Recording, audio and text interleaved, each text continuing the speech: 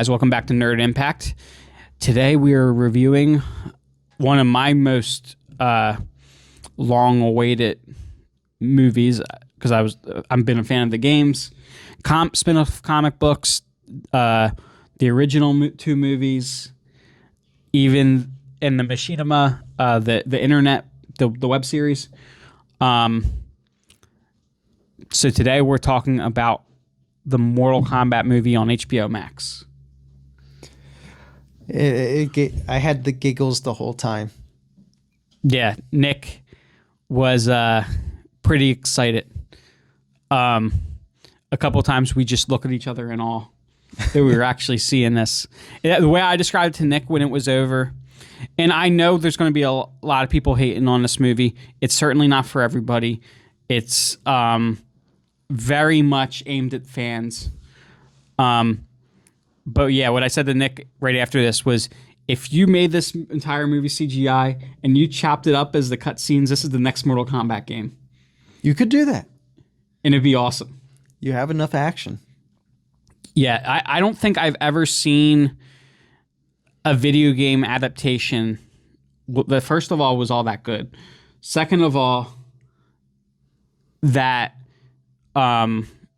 felt, even though there was a lot of story beats in this that were altered, that felt so true to the spirit of the game. And we get a ton of characters. It's just like if you took, like he said, a ton of characters. Like a Mortal Kombat game with a large roster and just made a movie out of it using that as your handbook or storyboard. Yeah, and even the new character of Cole, I actually like quite a bit, and I think he'll be a cool character if they decide to use him in games going forward. He kind of, his ability that they gave him in this. Well, let's talk about that for a second.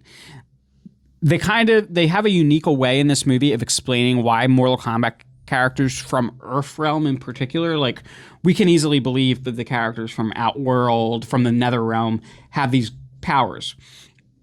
But they explain why characters from Earthrealm have powers in that,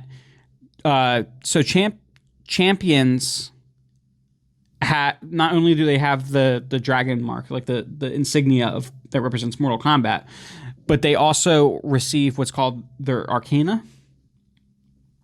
And the Arcana is a power that the champions possess.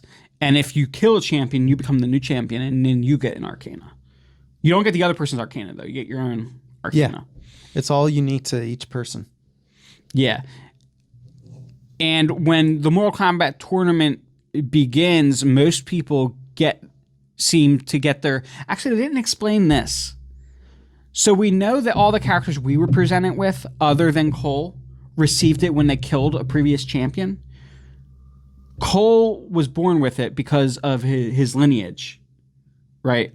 Of I'm not gonna say it and try to say the name of the clan because I know I always mess it up. Raya something. Shayo Raya, something like that.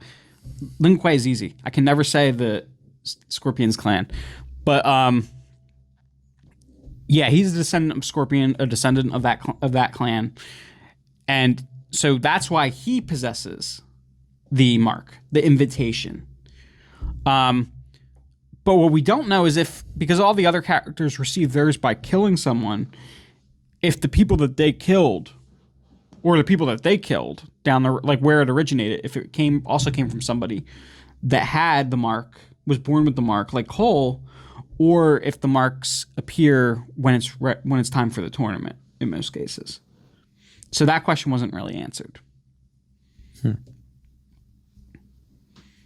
Although I think they did imply that Kung Lao, who's presented as almost like the adoptive brother / cousin, I think at separate times he calls him both brother and cousin, to Liu Kang. To Liu Kang. They kind of implied that he may have been born with his. They did. Did we see Nightwolf in this at all? I feel like there was an Easter egg for Night There Wolf. was an Easter egg for Night Wolf. Yeah, I think that was another image that was. I can't remember if it was on Sonya Blade's like conspiracy board, because there were a few things that we saw. It was on this conspiracy board. Yeah. Another character that we see on the conspiracy board is Kotal Khan. Yeah. He's on there. And there was a few other characters that pop up on there, on that board that we don't actually see in the movie. But yeah, so there's a lot of awesome fights. So what's the first fight we get? Probably, well, duh. Yeah, it was Cole in the cage. No, the first fight we get is Sub-Zero and Scorpion. Sub-Zero and Scorpion. That's what. Well, not Sub-Zero and Scorpion. At this point, it's Bihan and Hanzo. And that was a powerful scene. I really enjoyed the movie, but I almost hoped that scene almost feels like completely separate from the rest of the movie. I would kind of like to see that as a whole movie. You know what I mean? Everything leading up to that point. Yeah, like in that style in feudal Japan in 16 whatever it was like 400 years ago. Like that'd be cool. Almost like a Scorpion or Sub-Zero origin story. But anyway, so Nick, who's your favorite character in this? And what was your favorite fight or moment with that character? Favorite characters, obviously. You guess who my favorite character is. See how well you know me. Scorpion. No. Okay, give me a second.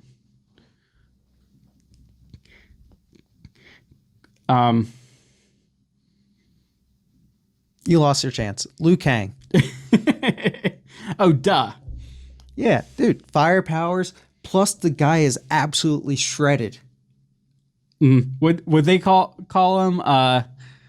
What did Kano refer to? Put back your shirt on, Mike. Magic Mike. Yeah.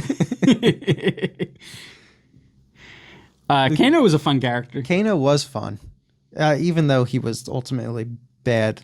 He was the comedic relief. Mm-hmm. And I did read that Kano was the reason they didn't have Johnny Cage, because they felt like Kano kind of served that purpose. Although we'll get to something on Johnny Cage later. But yeah, Liu Kang was really cool. And I like how they kind of poked fun a little bit at the way Liu Kang spoke. Because overall, this script sounds like it's from a video game. Mm-hmm. Like it's very cheesy. But Nick's belief is that it's very self-aware.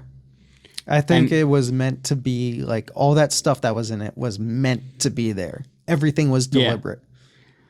But in particular, Liu Kang's character behaves very much like a video game character, and the other characters seem to poke fun at it a little bit, especially Kano. Remember when he walks by him and he grabs it? He puts his hand on his shoulder as he's walking by Kano, and what did he say to? What did Kano say to him? I can't remember what he said. But I remember you were cracking up. I was. Oh, it's like killing me. It's like, what the fuck? Or something. Oh, yeah. Well, he gave him a look like, what the fuck? Kano's character was really good, although we do ultimately see his well-deserved demise at the hands of Sonya Blade, and that's how she gets her arcana. She's kind of not too happy that she's the only one in the group throughout this that isn't actually chosen. And Liu Kang and I always forget his cousin's name. Kung Lao. Kung Lao. Both kind of berate her a little bit. Yeah. Like, for not having...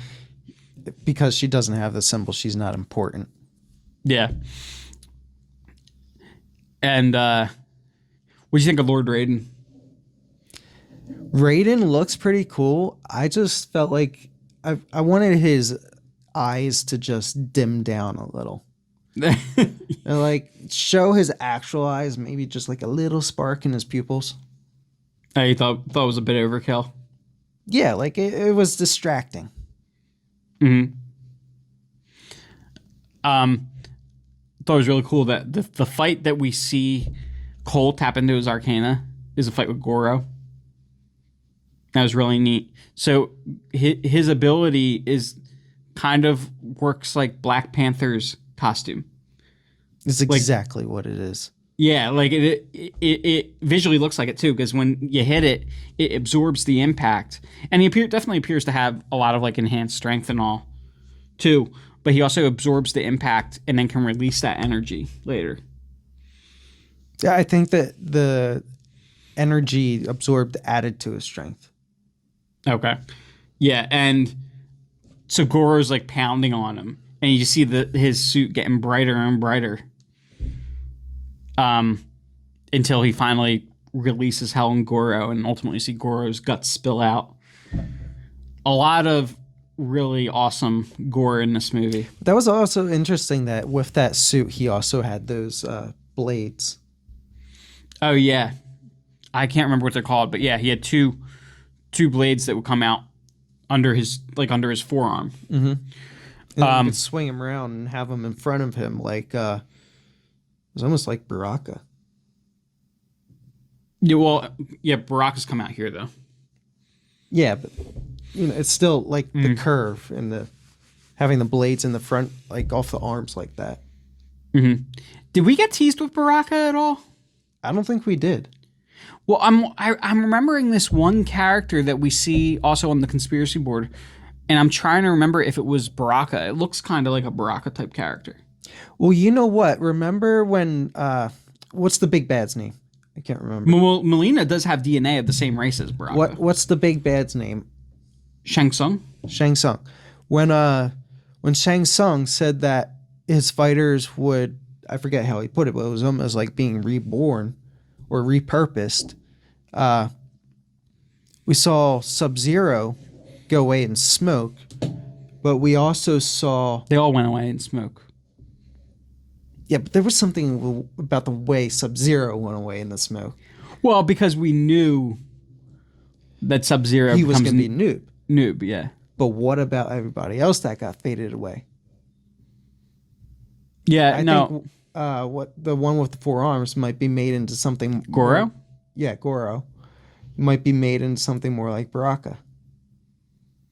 I don't know about that, but they had Melina already, and she had the mouth that's a result of Baraka's DNA, because she's a clone of Katana. I thought that was kind of strange to have Melina and never reference Princess Katana. You can bring her in. You can still find a way to bring her in. Yeah, but it just story-wise it seemed a little odd because she is her clone, and very closely tied to that character. At this point, they just weren't very close. Yeah, but we do know. We'll talk about how we know this a little bit later in our incoming weekly.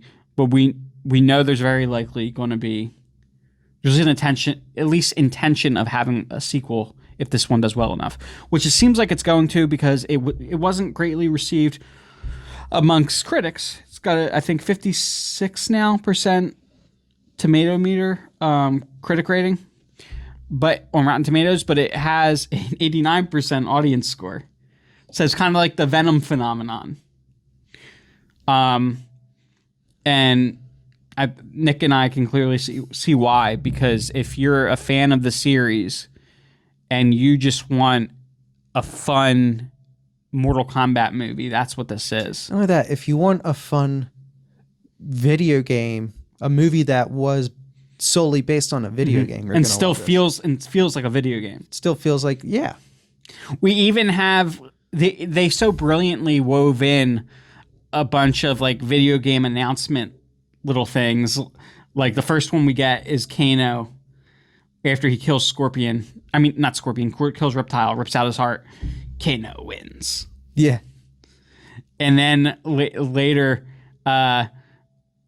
when Kung Lao kills what's her name, the flying vampire one.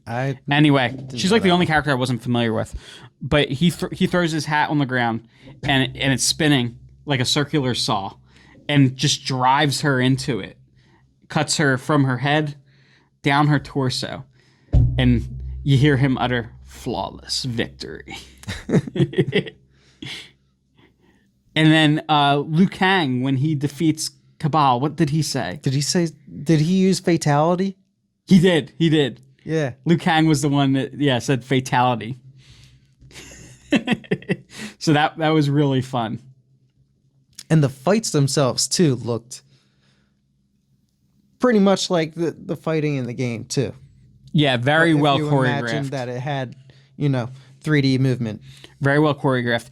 This movie had a fairly low budget. I think it was like $95 million, which especially for Warner Bros. Movie is very low. And they made very good use of that budget because it's a beautiful movie. Special effects were impressive for the money they spent. Okay, yeah, impressive for the money they spent. But I also felt the graphics were a little bad as some homage to the first movie. Okay, I didn't feel like they were bad. Maybe a little hokey. Yeah. Which I actually felt was deliberate because I thought, everything in this movie was deliberate, including the special effects, the way that appeared. Mm. But then, of course, in the final fight of this movie, Raiden, who can't interfere, gives the blade of Scorpion's blade to Cole, and tells him that this can summon the spirit of Hanzo, or of your ancestor, however he worded it. And then when Cole's blood gets on it, is what summons Hanzo back. And that fight is just epic.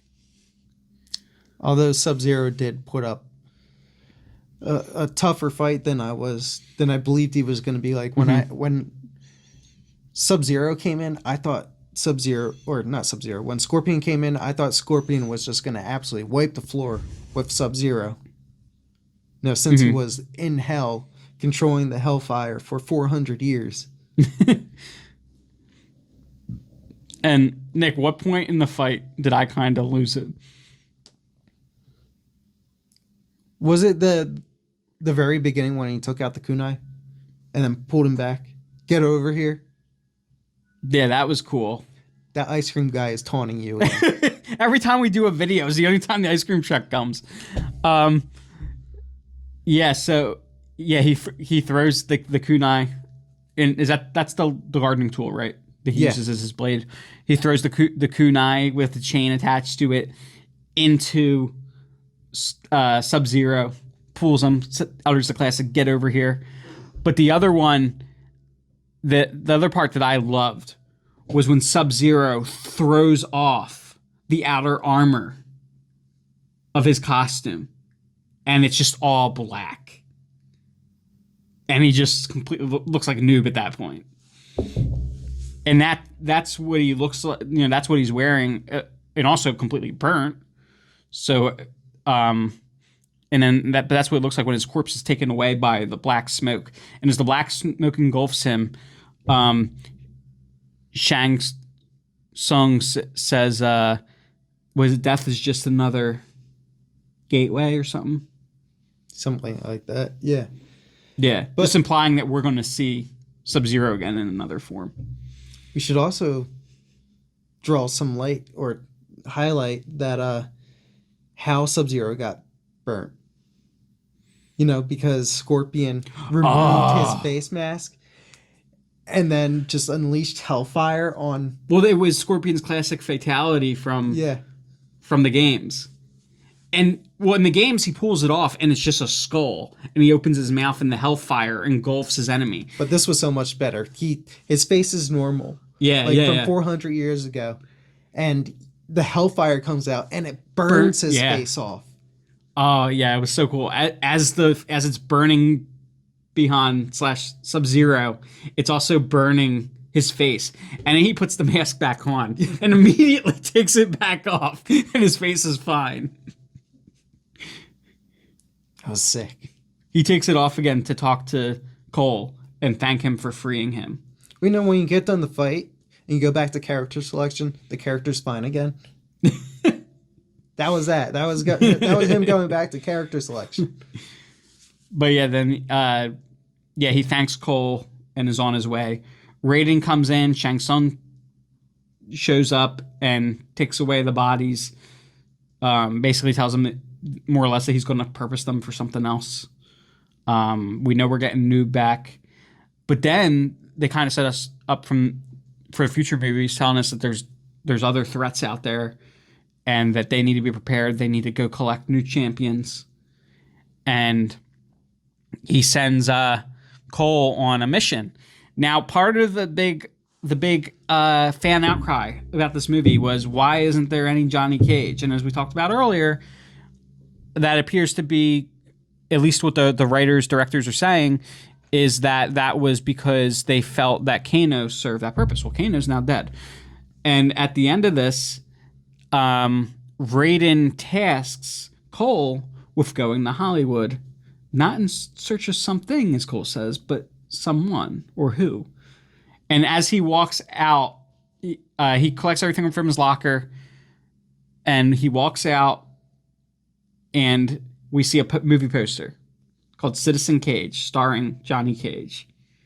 And that's how the movie ends. I was a little bit disappointed because now there's no mid-credits or after-credits scene. Oh, yeah, there wasn't. It's just 9 minutes of credits that we sat through. Yeah. Yeah, we saw the 9 minutes and we're like, oh, there's got to be something there. No.